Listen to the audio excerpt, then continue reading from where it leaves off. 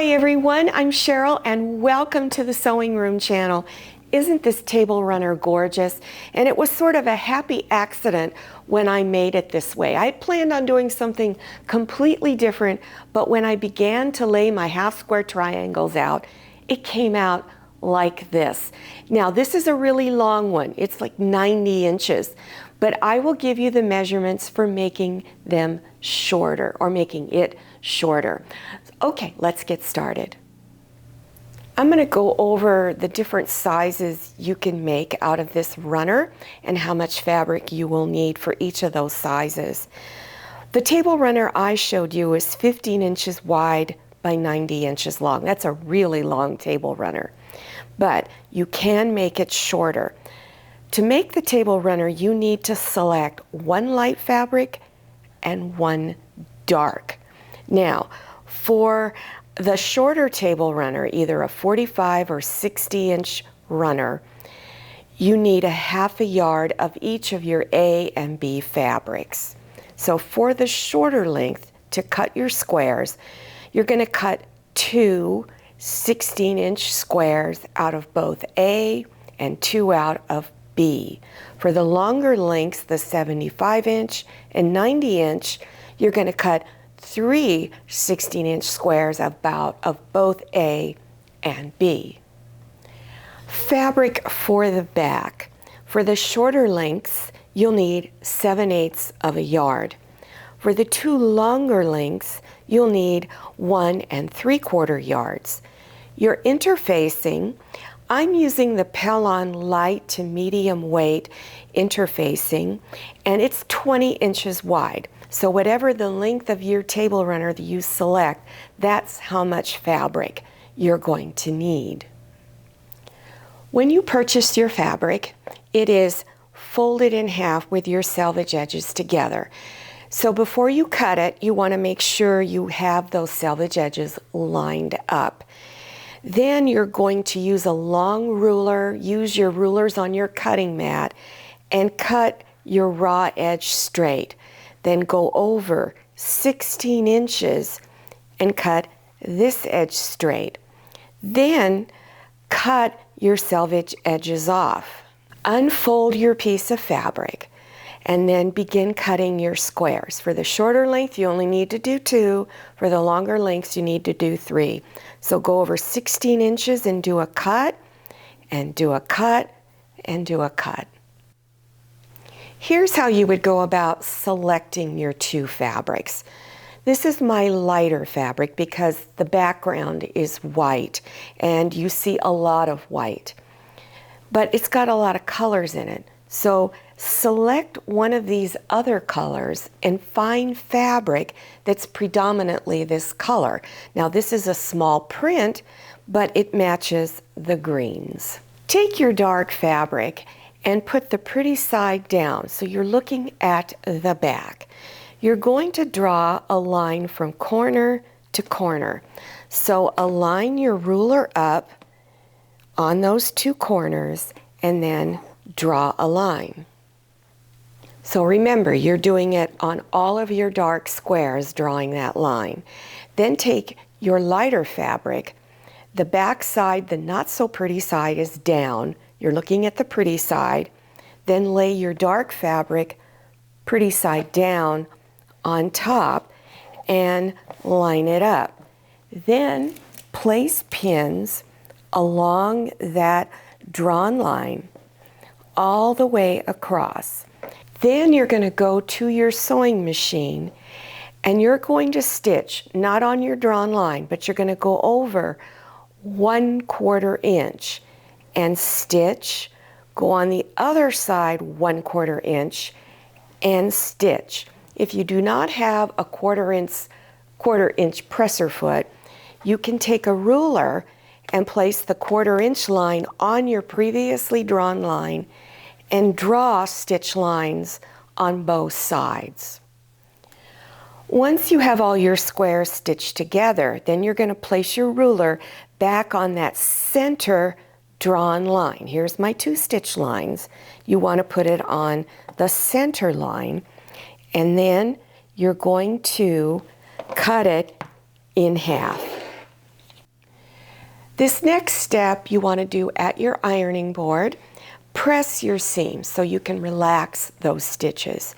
Then you're going to have the darkest fabric up and open this up this way and use your iron and press your seams going towards your darkest fabric. You do that on all your pieces. Now here's what your pieces should look like when you're done.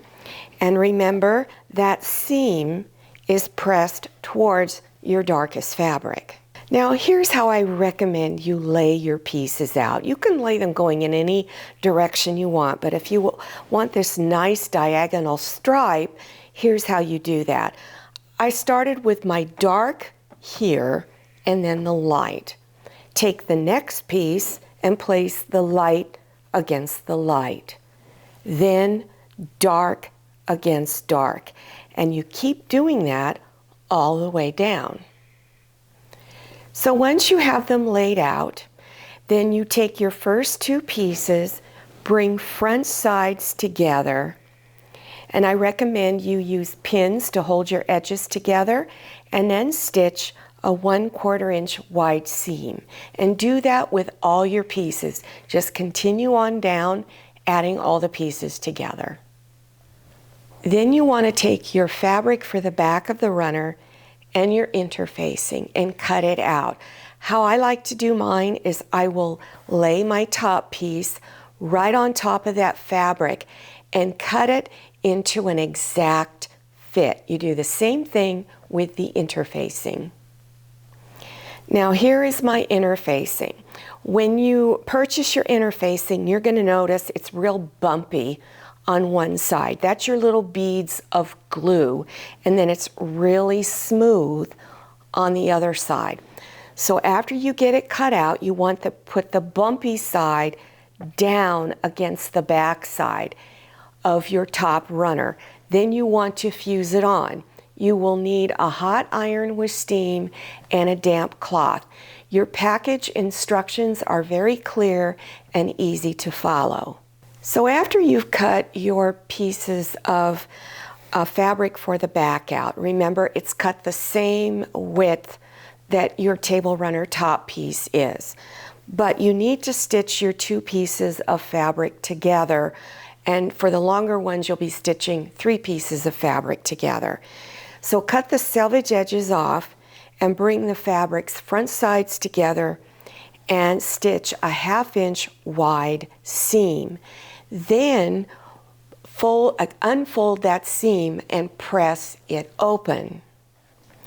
So I've stitched my pieces of fabric together for the back. Remember, it's cut the same width as your top piece is.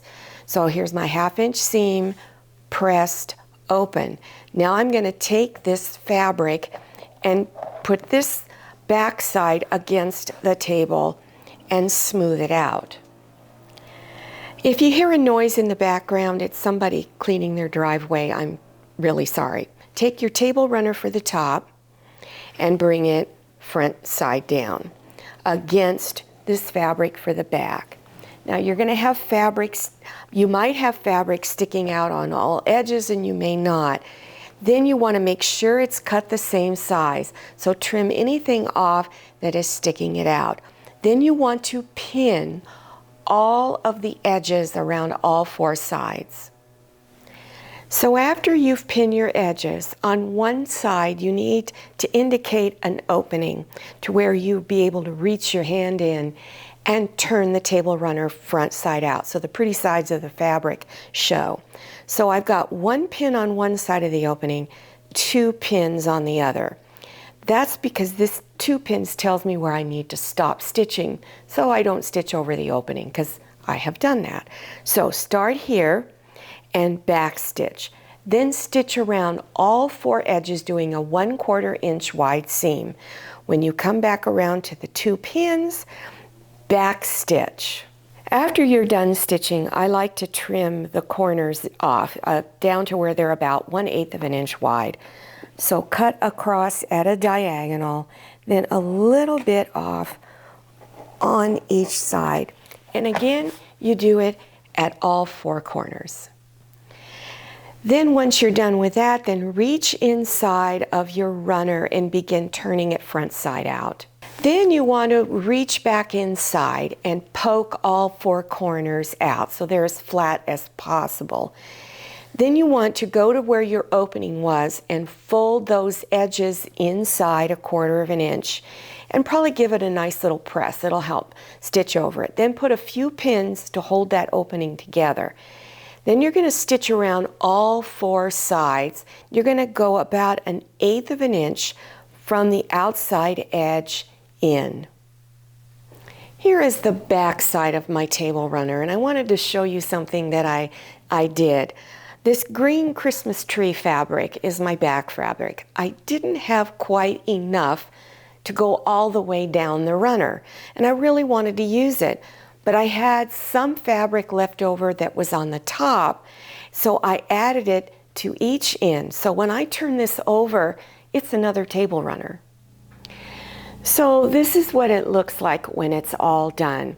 Now I did a really simple method of finishing this off. I used interfacing.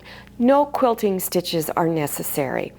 But if you want to do quilting stitches and you want to use cotton batting, then I have a link I can take you to. It's called my Sewing Tip of the Week, number 76.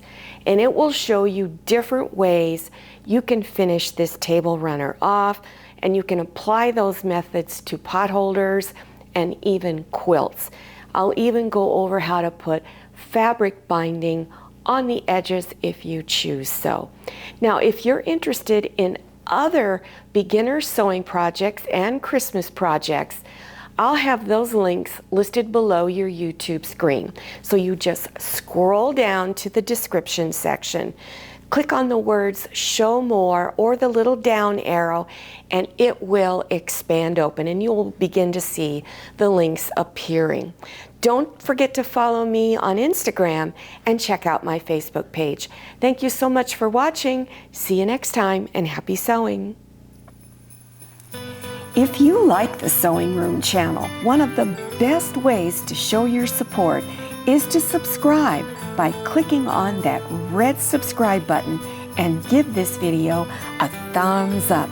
And don't forget to click on share to share this video with your friends. And make sure you click on the bell so you receive notifications for all my new videos.